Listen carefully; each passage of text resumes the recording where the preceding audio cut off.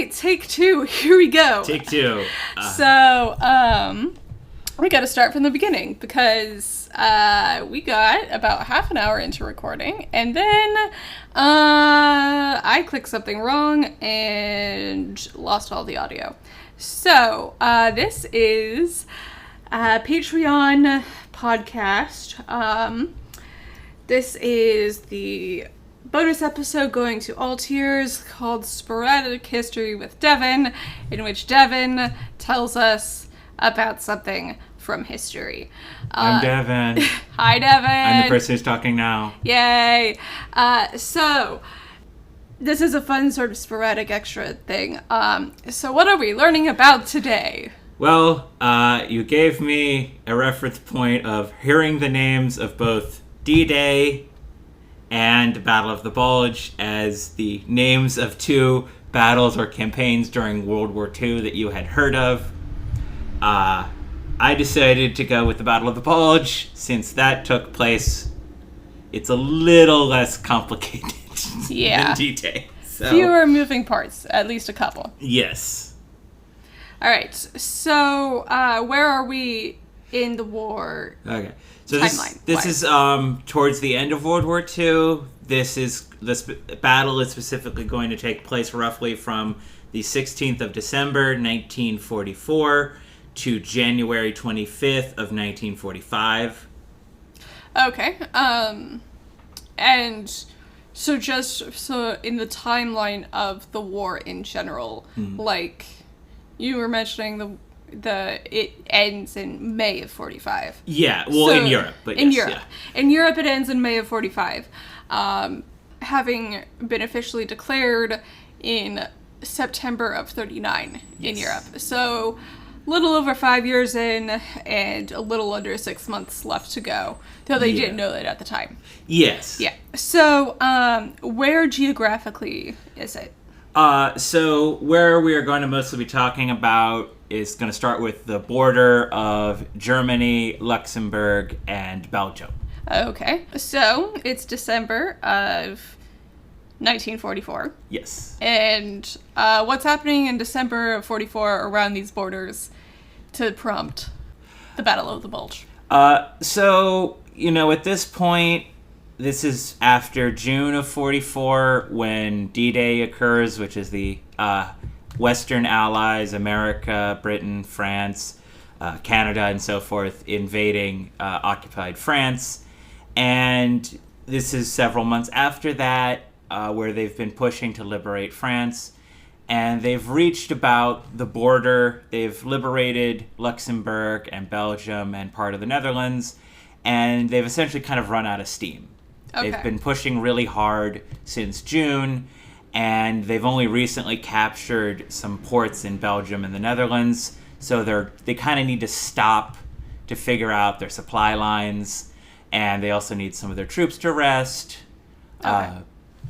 So they're kind of stalling near the German border. Okay. Yeah.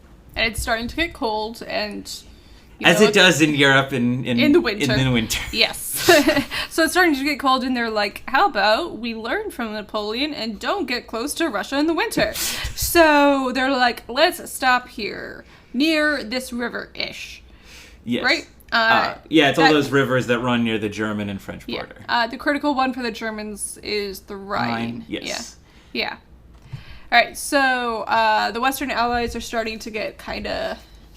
lose steam for the winter. Yeah. And then, what are the Germans doing? So the Germans, they're in a rough spot, as you are when you're at war with basically the entire rest of the earth.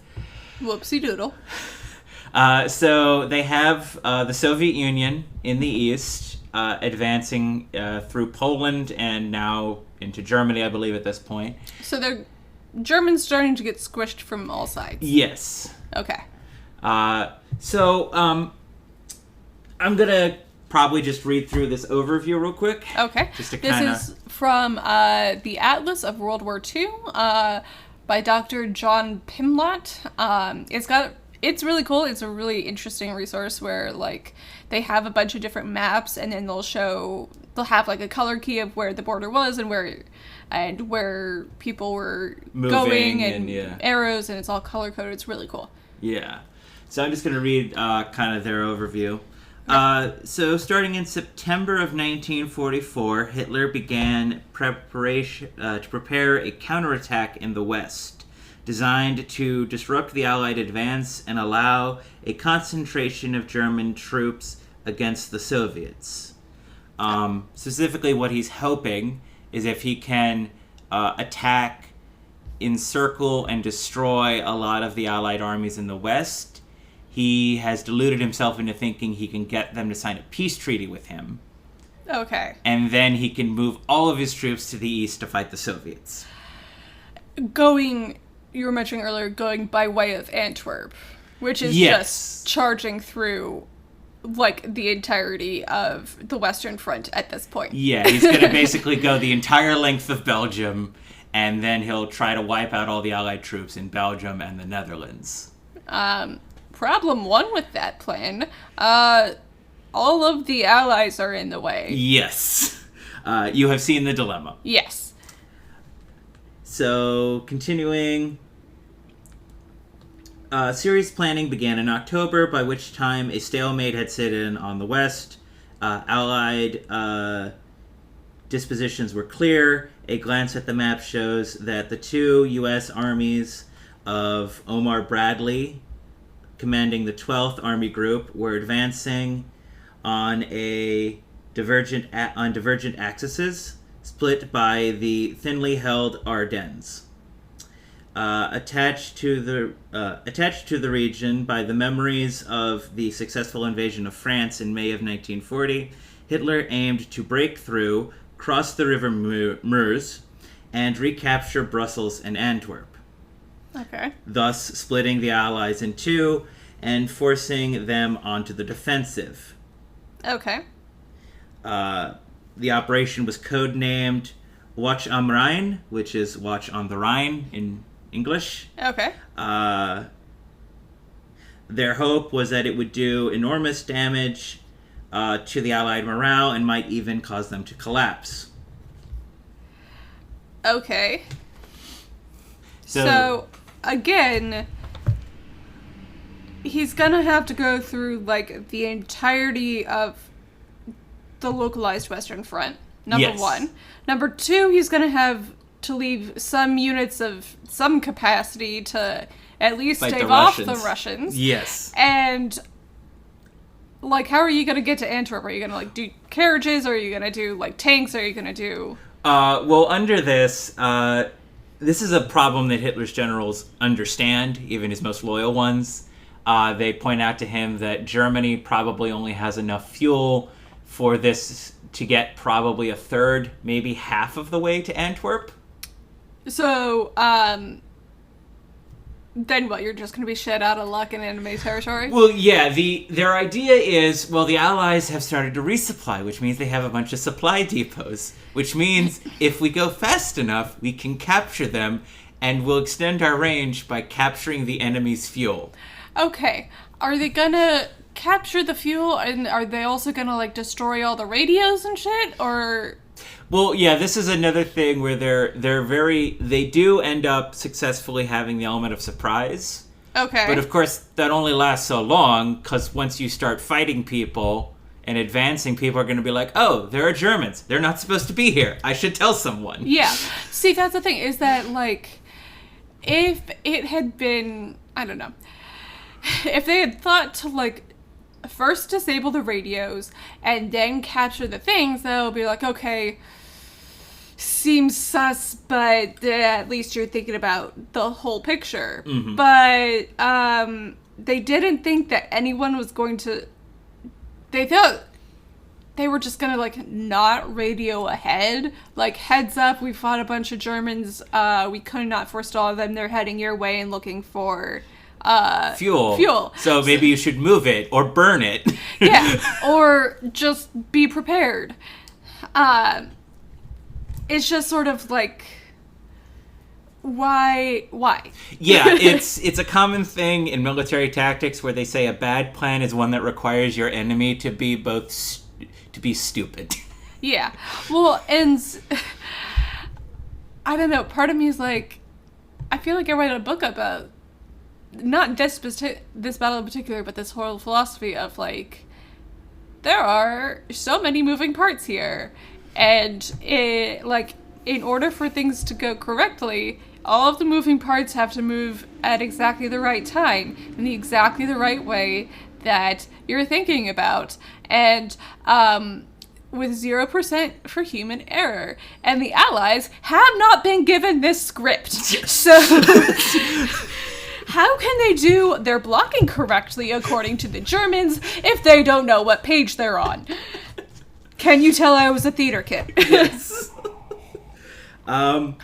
So the German forces are moved into position with great secrecy. We're reading from the book again. You're reading from the book again. Taking advantage of winter weather and Allied complacency, because at this point, the Allies are on the border of Germany. It's like, the war is basically over. Yeah. Unfortunately, it wasn't quite the case. Okay. 5 more months after this, so Yeah, so they're not entirely wrong. By mid-December of 1944, a total of 25 divisions, 10 of them are armored, which means they're all like tanks and so forth. Okay. So a little under half.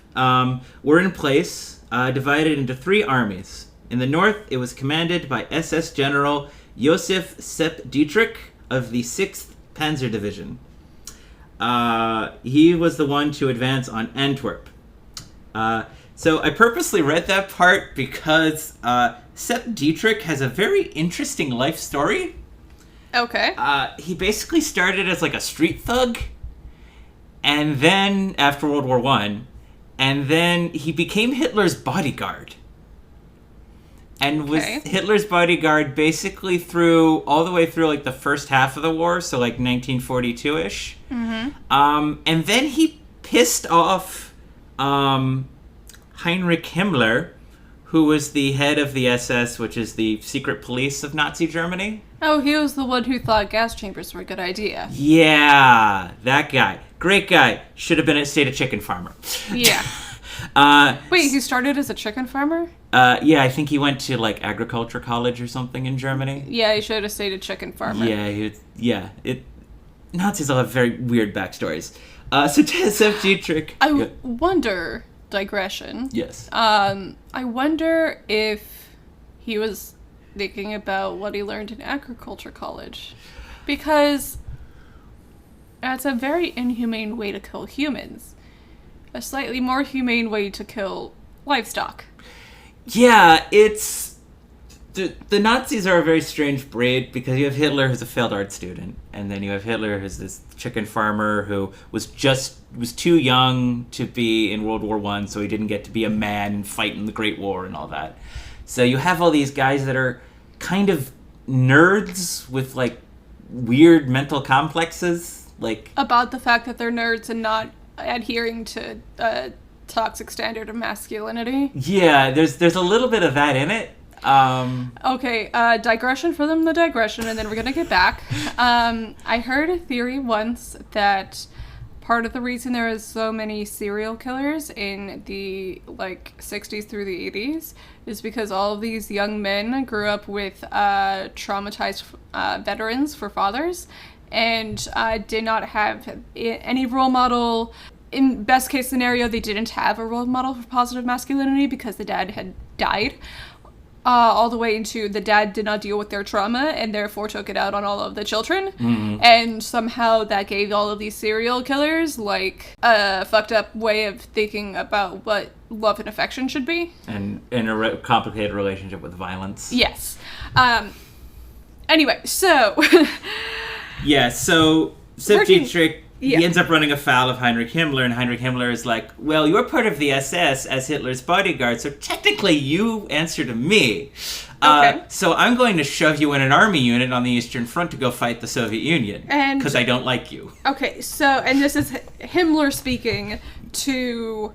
Sepp Dietrich, yeah. Sepp Dietrich, who was the former thug turned bodyguard. And then, and now here is where his life has taken him. He's now commanding a tank unit on the Western Front. Okay, so Sepp Dietrich is in charge on the Western Front, and so we get to December, and the Nazis are like, we are absolutely able to take Antwerp, and we are absolutely able to do so by capturing a bunch of, like, fuel and such from all of the allies that we're going to encounter on the way to Antwerp, and they're definitely not going to use their radios in order to warn anybody else. So we get to mid-December. Yes. And what happens?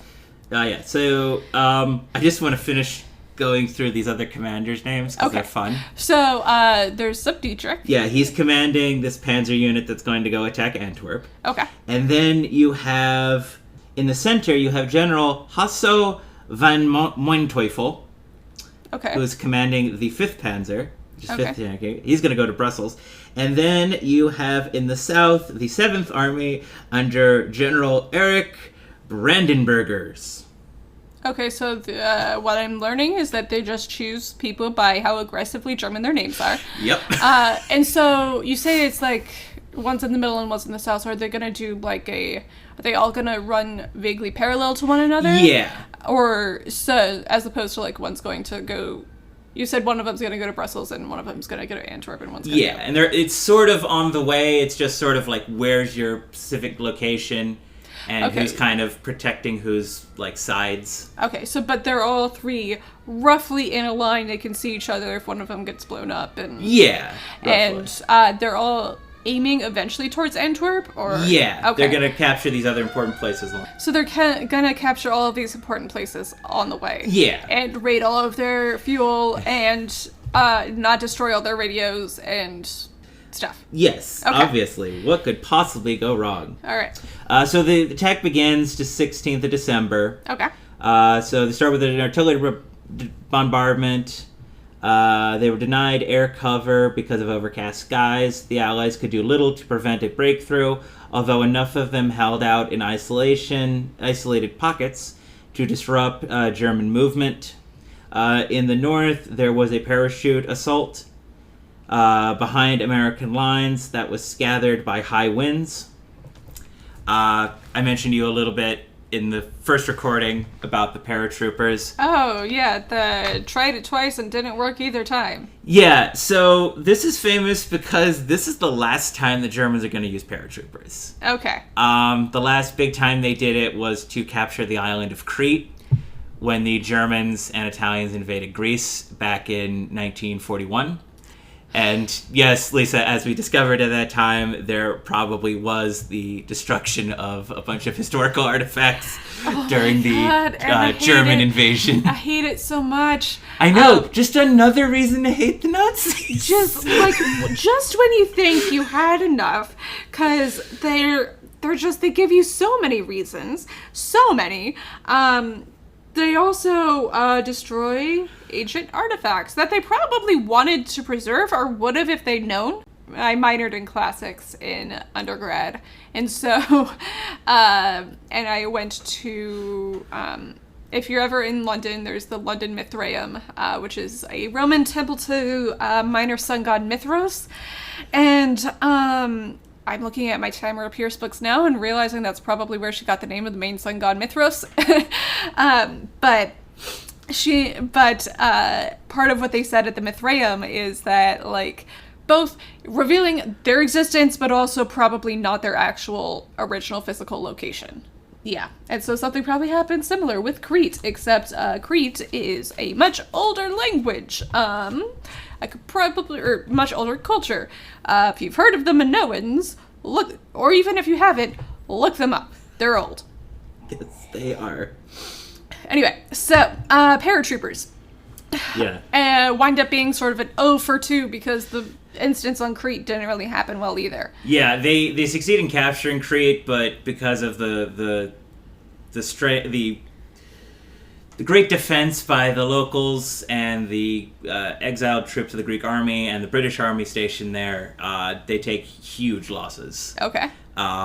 So they're kind of terrified of ever using them again. But now they're kind of, at this point, they're so desperate now in the end of 44 that they're just like, fine, we'll try it. Yeah, because it's sort of, 6 months left of the war, even though they don't know it at the time, so they're really getting to spaghetti on the wall. Yeah, they're throwing whatever they can and seeing what sticks. Yeah, and so the paratroopers do not stick except probably a little bit to the ground. Yeah. That was very morbid, but, you know. I mean, they're Nazi paratroopers, so it's okay. Okay, that's fair. Yeah. Let's see. Yes. And we're reading from the book again. In the north, the paratrooper assault, scattered by high winds. The U.S. 2nd and 9th Infantry Division pulled back to the Elmsbourne Ridge, creating a shoulder that held firm. To their right, the spearhead of the 1st SS Panzer Division, wow, that is a name, made some progress by the 17th of December, so that's the second day, but was soon contained. Dietrich's only success came at the Shell Elif, where inexperienced U.S. soldiers from the 106th Infantry Division were overwhelmed. Manteuffel advanced more, approaching Saint-Vith and Bastogne, vital road junctures in the Ardennes. After pushing through the 28th Infantry Division along Skyline Drive, but to his south, Brandenburgers failed to make much progress. By the 18th, so this is 2 days in, a bulge had developed in the Ardennes, and the assault was running out of steam. Okay. That's not so far. Okay. Yeah, so this is where we get the bulge. This is the eponymous Battle of the Bulge. Yeah, my understanding is the name the bulge comes from the fact that eventually after the battle they released like kind of maps of how the battle had gone to the press. Okay. And they were like, oh, it looks like a giant bulge in the Allied lines. All right. So actually on that note, this is more often called, the official name the Allies used was the Ardennes counteroffensive. The Ardennes is this wooded area that they're fighting in that kind of straddles the Belgium, German, and Luxembourg borders. Okay. The Ardennes is the forest. Yes. Yeah. The Ardennes forest. Cool. So, yeah, go ahead. Unfortunately for the Germans, Eisenhower did not panic. He moved reserves into the threatened region. He divided responsibility for its defense between his subordinates, Omar Bradley and Bernard Montgomery. Omar Bradley is his American subordinate. We name a infantry fighting vehicle after him.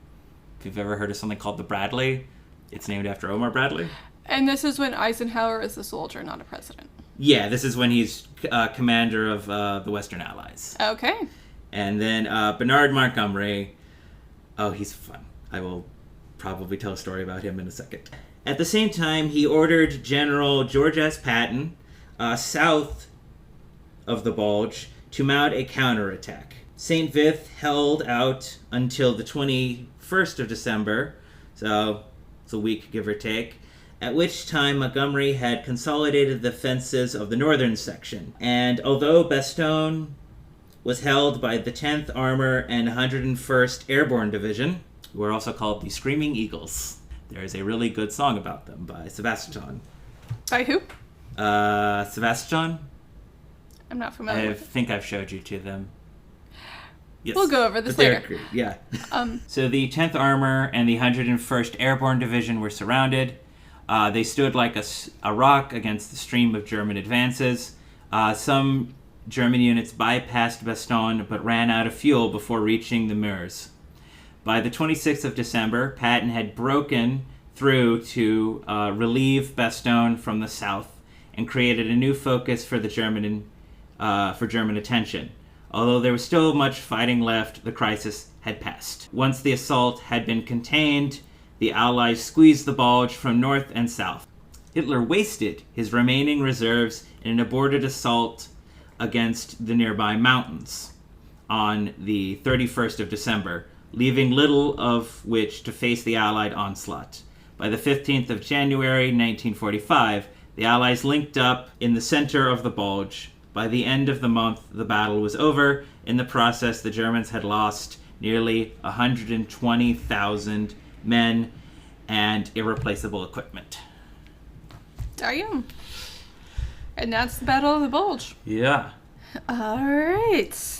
So with that, a few things. We mentioned the paradrop. Another interesting tactic the Germans tried, as I mentioned in the first recording, was they had German soldiers who could speak English dress up in captured U.S. uniforms and vehicles and attempt to try to infiltrate behind the lines. Didn't really work out too well, mostly because they got slowed down, or, they'd screw up and one of them would say something in German.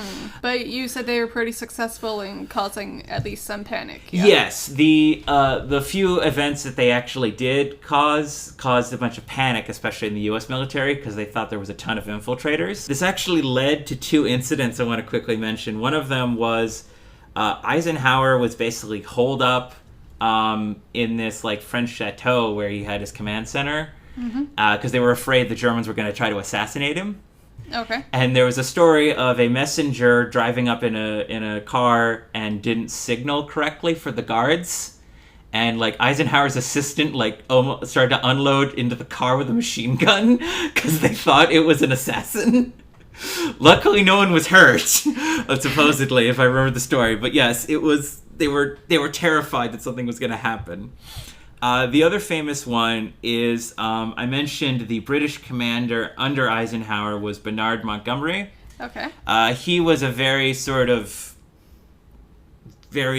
big ego British commander. He had fought a lot in the early war in Africa and done very well. So he was very I can do whatever I want. And he basically tried to blow past an American checkpoint. And the Americans were you didn't signal correctly. So it turned into a fist fight between American soldiers trying to restrain him and his men because they hadn't signaled correctly because they were afraid they might have been spies. If you ever get so on edge, you just punch your own colleague in the face. Anyway, so is that all of your thoughts on the Battle of the Bulge? Unless you had any particular questions, that's kind of the overview.